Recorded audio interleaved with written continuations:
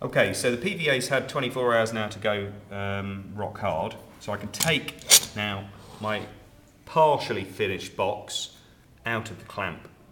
And it's now on to the next stage, which is going to be closing this up. So we're going to put our base on this during this video. Before we do that, we're going to have to flatten off the underneath, because there's a slight step here where this piece of wood is slightly higher than that. If we glue the base on without sanding that flat, then there's going to be a hole. And obviously what we're aiming for within this is accuracy. So I'm going to take up this sanding board and I'm going to place the box this way up on the sanding board, and I'm going to sand it until there's no gap or no raised sections on it. The reason I'm using the sanding board as opposed to the sanding machine is because I have much more control over this. The sanding machine removes material too rapidly. So I can gently take off a little bit of this sanding board, and I'm going to be ready, that's just about ready, to put on my base. Now for my base, I've got a solid piece of timber here. This is another piece of pine that obviously matches the rest of our box. Solid piece of softwood, and I'm going to glue that, and you'll see that there's plenty of space here to allow an overlap which can be sanded back later so that we've ended up with something dead accurate. I'm going to apply my PVA glue again with my brush to the underneath of this, along there, along all of these sides.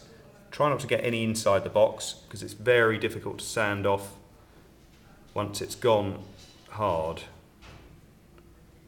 Okay, so that's covered that. I'm then going to lay that on top of my softwood base. Now that needs to be clamped up again, but this time I'm going to use my vise. You could use your orange clamp again, but I'm going to use my vise. I'm going to come over to the vise, making sure that you've still got overlap and it hasn't slipped. I'm going to put it inside the vise and then clamp that up. It's important to remember when you do each procedure with your box, because you might cover your name up or sand your name off or whatever, that you make sure that you have a name on it at all times. Don't forget there's 19 other people in your class who are making an identical product. It's very difficult to tell which yours is. So that box there needs leaving again until that's gone hard.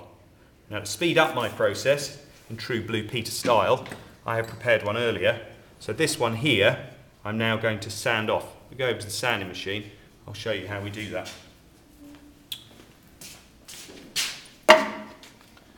Same process safety wise, obviously we're going to put some goggles on. You're going to be making sure you wear an apron before you switch the machine on. When we're ready to go, we'll switch the machine on.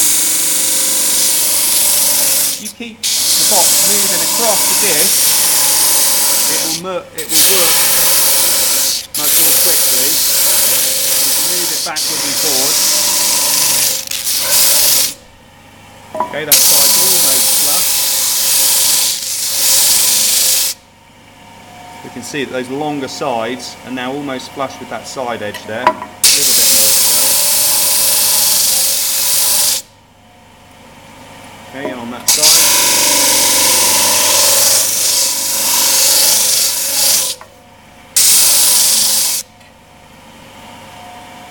See, it's starting to look a lot more accurate, a lot neater.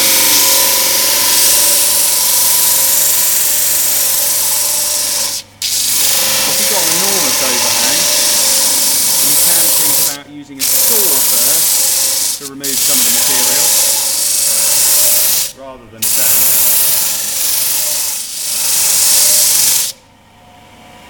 Okay, that's my next side. I've got 3 sides now.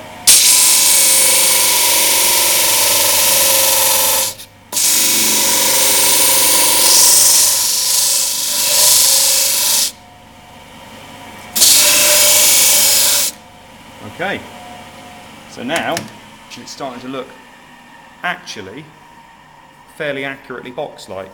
I've got rid of all my long sides, long edges and overlaps, much better. We can actually start thinking about taking the lid off now, and some of you may have been asking the question if we've been manufacturing this, how on earth are we going to get into the box? Now the reason that we've manufactured it in this way will become clear as I cut that lid off. So we'll go over to the saw and we'll look at how that's done.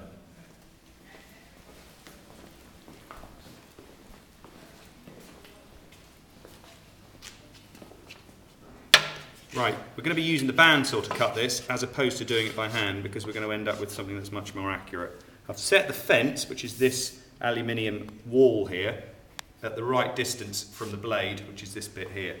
Now, you will never be using this saw because unfortunately in Norfolk they don't allow it. So the teacher will be doing this little bit for you. This is how it works.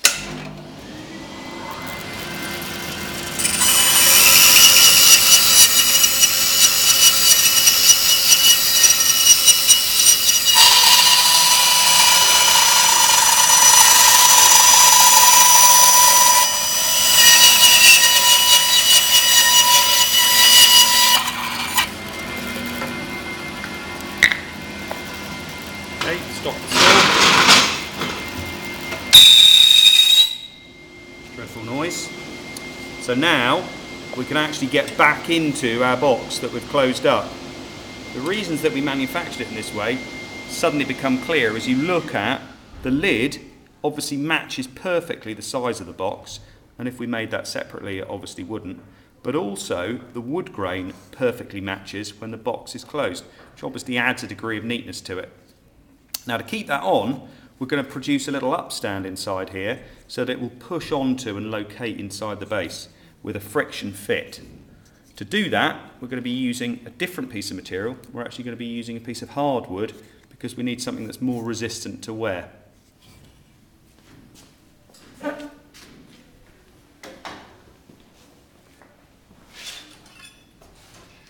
This is the piece of hardwood we're going to be using to make our little upstand, and these have been pre-prepared for you. This happens to be a piece of Iroko. You're obviously going to have to do some measuring here to establish how long it is inside this edge, and I can see that that's about 53 millimeters. Now I'm going to cut mine off slightly oversized at 55 because I'm going to be sanding back in a moment. So I'll put my mark on there at 55, back into my bench hook, which obviously you're familiar with, and then back with my tenon saw that again you're familiar with, and I'm going to cut that off, leaving my line in place again. Okay, so if I offer that up, I can see that it's slightly too long, which is perfect. Now I'm going to mitre this, which means I'm going to put 45-degree lines on the end of it, so when this is in here it will fit together like a picture frame. Most of you should have seen picture frames and how they join up on the corners. They don't usually join up square, they usually join up at a 45-degree angle. I've set up a jig on the sanding machine to help me to produce some perfect angles on that. You're going to repeat this process 4 times because you're going to need 4 pieces that should end up being exactly the same size. It's a good idea to take your lid with you over to the sanding machine, to sand a bit and then to check. You want it to fit in there quite nice and tightly. Let's go over to the sander.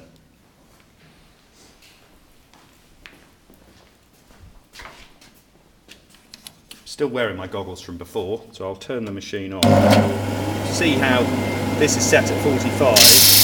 I touch it on the disc, it's got a 45-degree line on it immediately. Okay. Now, touched it on that way, so I'm going to somersault the material back on itself like that, so that I end up with 2 angles that are in the right direction. It's got 2 45s on there now. I just try that in my lid and see it's still too big, so I'll take a little bit more off and I'll check it again. Too big, take a bit more off. Now that's absolutely perfect. So I need to repeat that process 4 times until I have a frame in there that I'm going to glue up with PVA glue.